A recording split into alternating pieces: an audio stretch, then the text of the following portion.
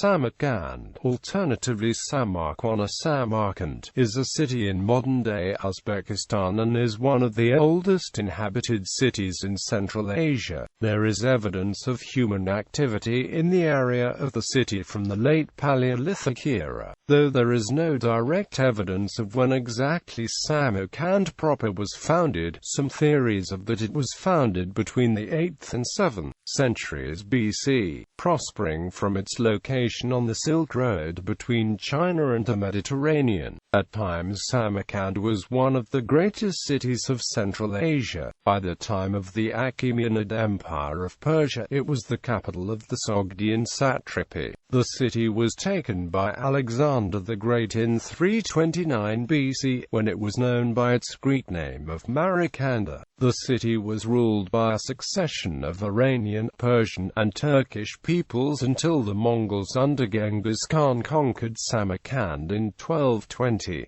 Today, Samarkand is the capital of Samarkand region, and Uzbekistan's third-largest city. The city is noted for being an Islamic center for scholarly study. In the 14th century it became the capital of the Empire of Timur and is the site of his mausoleum. The Bibi Khanim Mosque remains one of the city's most notable landmarks.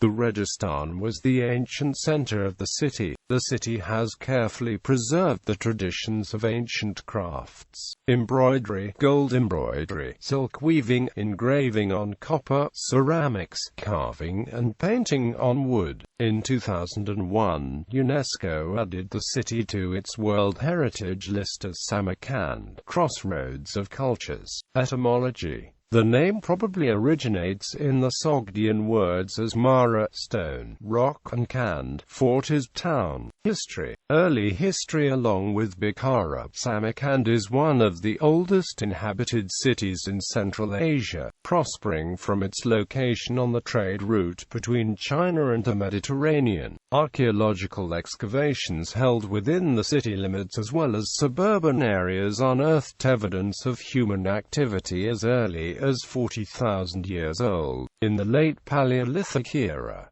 a group of Mesolithic-era archaeological sites were discovered at Sazagorn-1, Zamikatosh, and Okhalik. The Syob and Dagom canals, supplying the city and its suburbs with water, appeared around the 7th to 5th centuries BC. There is no direct evidence when Samarkand was founded. Researchers of the Institute of Archaeology of Samarkand argue for the existence of the city between the 8th and 7th centuries BC. Samarkand has been one of the main centers of Sogdian civilization from its early days. By the time of the Achaemenid dynasty of Persia, it had become the capital of the Sogdian satrapy. Hellenistic period: Alexander the Great conquered Samarkand in 329 BC. The city was known as Samarkand by the Greeks. Written sources offer small clues as to the subsequent system of government. They tell of an Orepius who became ruler, not from ancestors, but as a gift of Alexander. While Samarkand suffered significant damage during Alexander's initial conquest, the city recovered rapidly and under the new Hellenic influence flourished. There were also major new construction techniques. Oblong bricks were replaced with square ones and superior methods of masonry and plastering were introduced. Alexander's conquests introduced into Central Asia classical Greek culture. At least for a time the Greek models were followed closely by the local artisans. This Greek legacy continued as the city became part of the various Greek successor states that emerged following Alexander's death. It would become part of the Seleucid Empire, Greco-Bactrian Kingdom, and Kushan Empire, successively. During the Kushan era the city declined. It did not really revive until the 5th century AD. Pre-Mongol period Samarkand was conquered by the Sasanians around 260 AD. Under Sasanian rule, the region became an essential site for Manichaeism, and facilitated the dissemination of the religion throughout Central Asia. After the Hephthalites conquered Samarkand, they controlled it until the Gokturks, in an alliance with the Sassanid Persians, captured it during the Battle of Bukhara. The Turks ruled over Samarkand until they were defeated by the Sassanids during the Gokturk-Persian Wars. After the Arab conquest of Iran, the Turks conquered Samarkand and held it until the Turkic Khaganate collapsed due to wars with the Chinese Tang dynasty. During this time the city became a protectorate and paid tribute to the ruling Tang. The armies of the Umayyad Caliphate under Qutayba ibn Muslim captured the city in around 710 from Turks.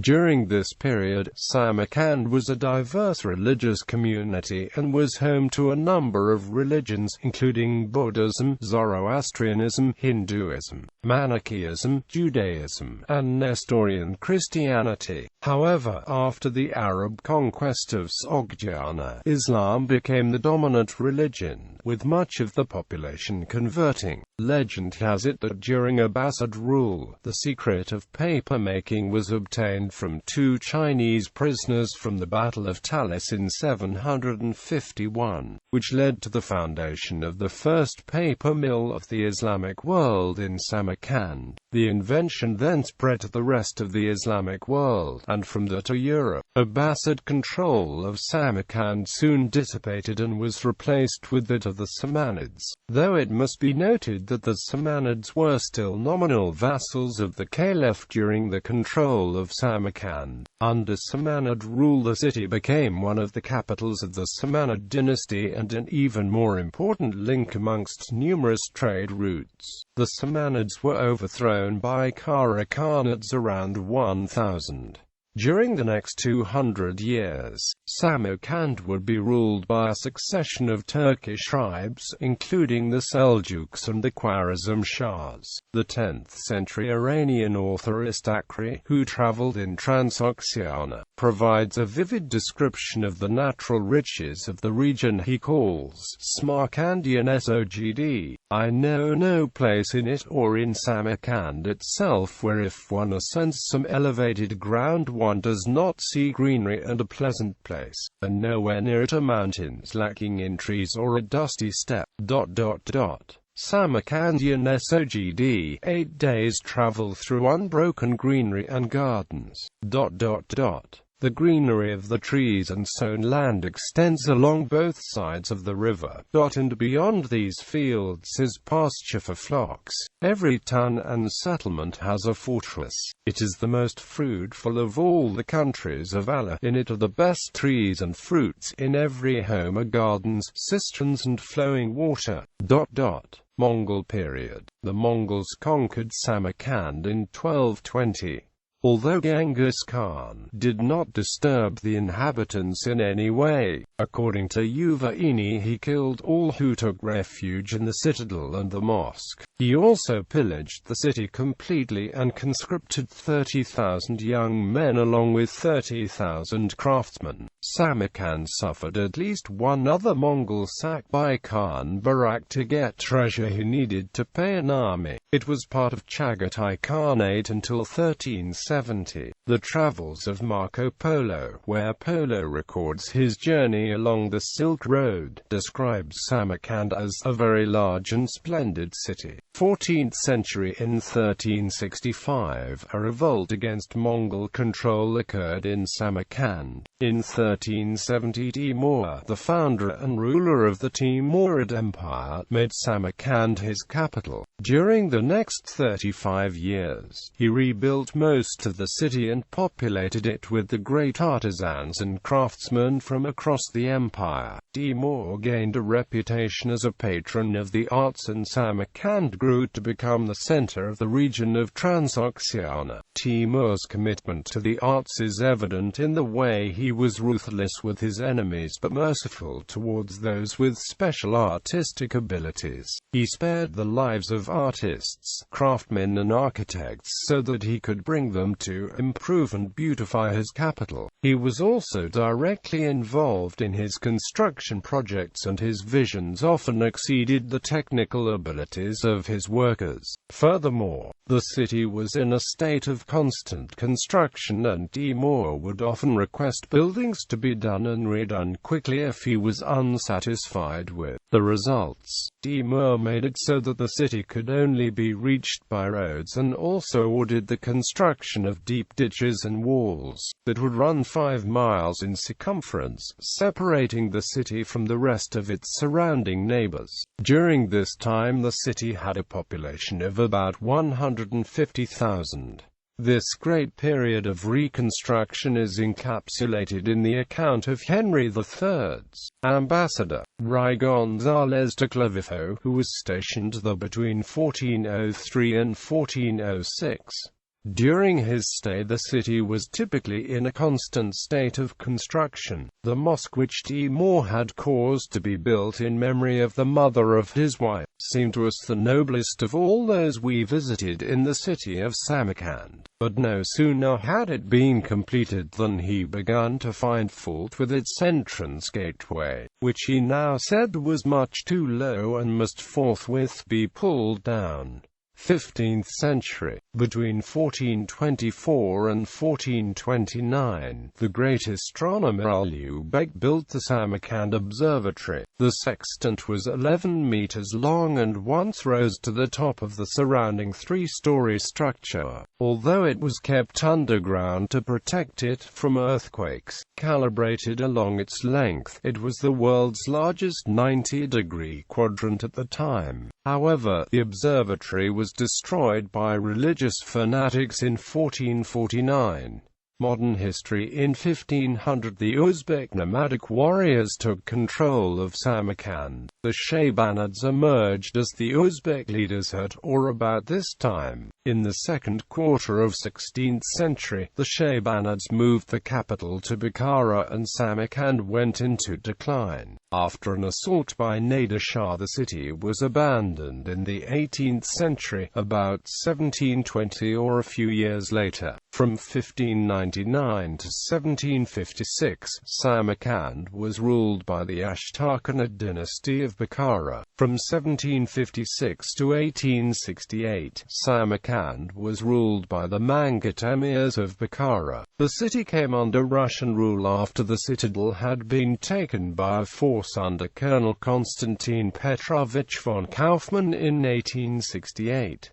Shortly thereafter, the small Russian garrison of 500 men were themselves besieged. The assault, which was led by Abdul Malik Tura, the rebellious elder son of the Bukharan emir, as well as Baba Beg of Shirazabad and Jura Beg of Kitab, was repelled with heavy losses. Alexander Abramov became the first governor of the military okrug, which the Russians established along the course of the Zeravshan River, with Samarkand as the administrative center. The Russian section of the city was built after this point, largely to the west of the old city. In 1886, the city became the capital of the newly formed Samarkand Oblast of Russian Turkestan, and grew in importance still further when the Trans-Caspian Railway reached the city in 1888.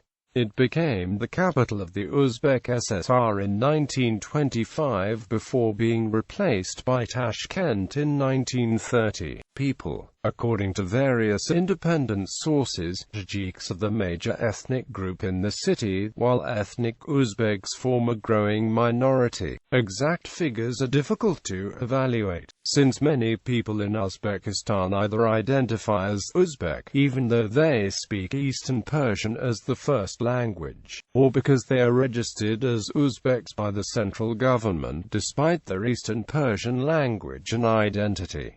As explained by Paul Byrne, during the census of 1926, a significant part of the Tajik population was registered as Uzbek. Thus, for example, in the 1920 census in Samarkand city, the Tajiks were recorded as numbering 44,758 and the Uzbeks only 3,301. According to the 1926 census, the number of Uzbeks was recorded as 43,364 and the Tajiks as only 10,716. In a series of kishlaks in the Koyand Okrug, whose population was registered as Tajik in 1920 e.g. in the Sht, Kalacha, Akyar-I Tajik and others. In the 1926 census they were registered as Uzbeks. Similar facts can be adduced also with regard to Fergana, Samarkand, and especially the Bukhara oblasts. The majority of the people are Muslims or atheists, with a small Christian community made up mostly of Russians and Armenians. Main sites: the Registan, a famous example of Islamic architecture. It consists of three separate buildings: Madrasa of Ulu-Beg Sherdor Madrasa, Telakori Madrasa, Bibi Khan-im Mosque, Gur-Mir Mausoleum, Observatory of Ulu-Beg, Shah-Is Indian Necropolis, historical site of Afrasia Yab, Sayab Bazaar. Architecture: Timur initiated the building of Bibi Khan-im after his campaign in India in 1398 to 1399.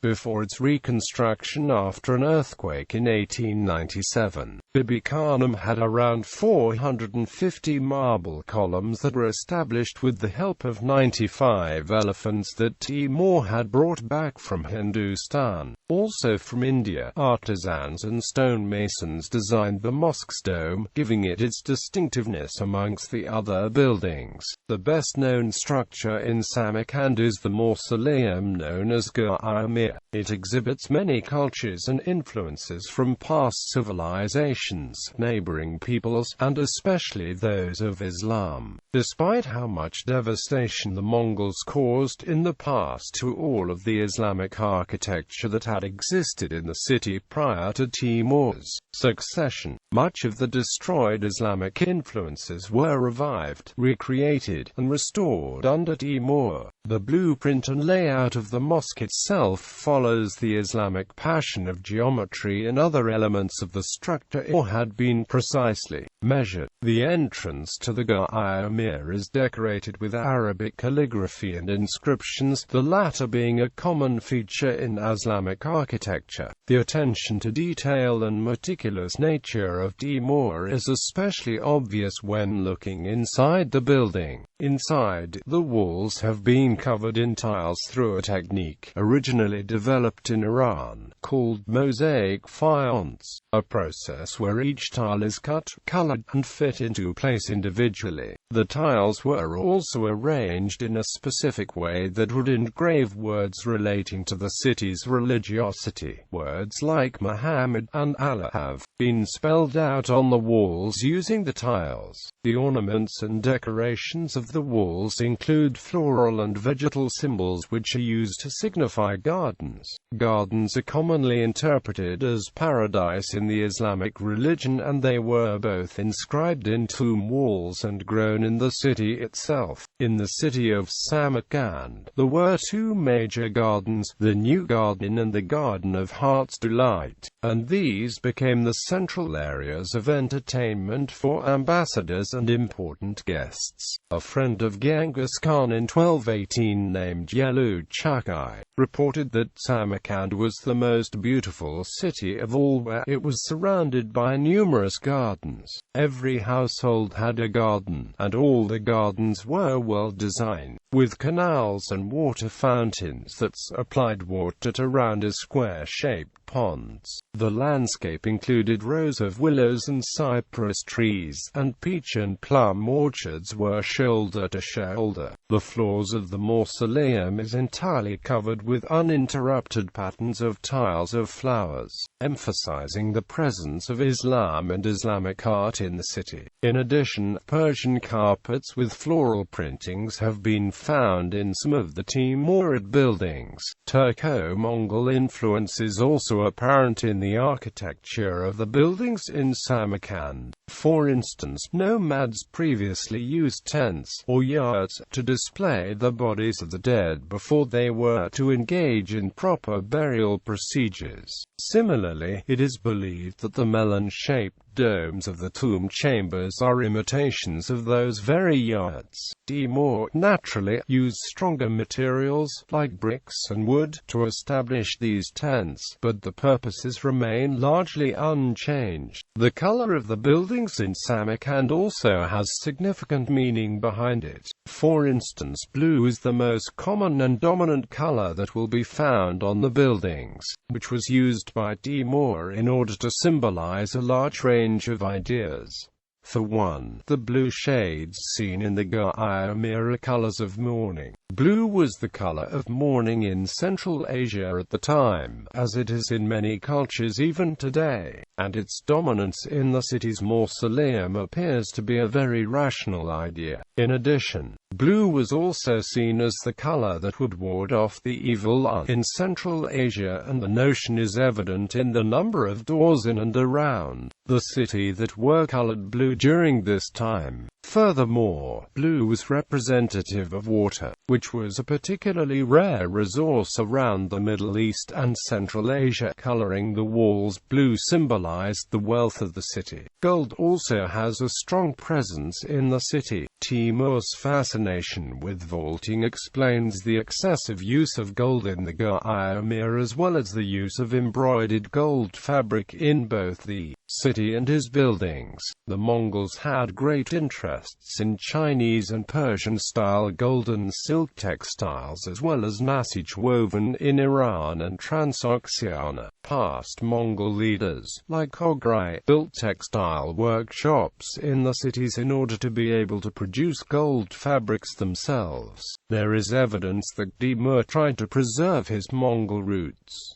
In the chamber in which his body was laid, tuques were found. Tuques are poles with horses' tails hanging at the top, which was symbolic of an ancient Turkish tradition where horses, which were valuable commodities, were sacrificed in order to honor the dead. Climate. Samarkand features a Mediterranean climate that closely borders on a semi-arid climate with hot, dry summers and relatively wet, variable winters that alternate periods of warm weather with periods of cold weather. July and August are the hottest months of the year, with temperatures reaching and exceeding 40 degrees Celsius. Most of the sparse precipitation is received from December through April. January 2008 was particularly cold, and the temperature dropped to -22 degrees Celsius. Notable people: Amorgavajra, 8th century Buddhist monk, a founder of Chinese esoteric Buddhism. Abu Mansur Maturidi, Sunni theologist of the 10th century. Nizami Arazi Samarkandi, poet and writer of the 12th century. Suzani Samarkandi, poet of the 12th century. Fatima bint Muhammad ibn Ahmad al-Samarkandi, a 12th century ulama. Najib ad-Din Samarkandi, scholar of the 13th century. Jamshid al-Kashi, astronomer and mathematician of the 15th century. Shams al-Din al-Samarkandi, scholar. Nawab Khwaja Abid Siddiqui, general for the Mughal Empire, grandfather of Kamaluddin Khan. Asif Jah I, Islam Karimov, first president of Uzbekistan. Irina Vina, head coach of the Russian Rhythmic Gymnastics Federation. International relations. Twin towns, sister cities photo gallery.